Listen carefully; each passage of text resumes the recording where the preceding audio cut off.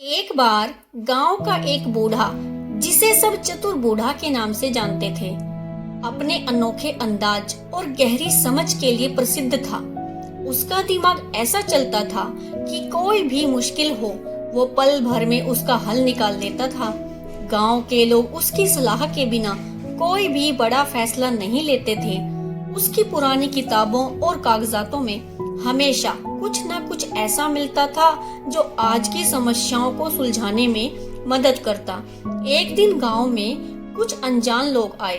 उनका पहनावा और बातें करने का ढंग बिल्कुल अलग था।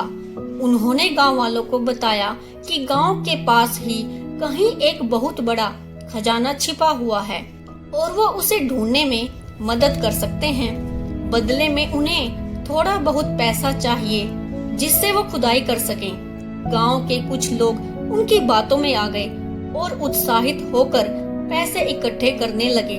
चतुर बूढ़ा चुपचाप से सब कुछ देख रहा था। उसकी तेज आंखें और अनुभवी दिमाग ये समझ चुका था कि कुछ तो गड़बड़ है। फिर उसने गांव वालों को अपने पास बुलाया और अपनी पुरानी किताबों से एक कहानी सुनाई। कहानी भी कुछ ऐसी ही थी, जहां पहले भी कुछ लोग गांव वालों को ठगने आए थे, लेकिन अंत में पकड़े गए। चतुर बूढ़ा ने गांव वालों को समझाया कि इन अनजान लोगों का असली मकसद उनका पैसा लूटना है। सबको उसकी बात पर यकीन नहीं हुआ, लेकिन कुछ लोग उसकी बात मानने लगे। चतुर बूढ़ा ने एक योजना बनाई। उसने गांव वालों को कहा कि वो उन ठगों को पैसे दें, लेकिन इसी बीच कुछ लोगों को छिपकर उन पर नजर रखनी होगी।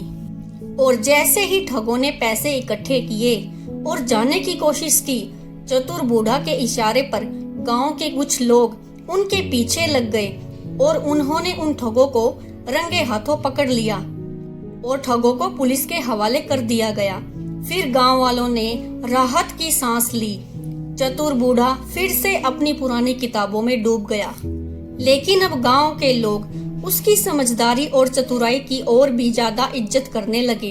हर कोई कहने लगा कि चतुर बूढ़ा जैसा कोई नहीं और उसकी सलाह के बिना अब कोई भी कदम नहीं उठाया जाएगा। Thanks for watching.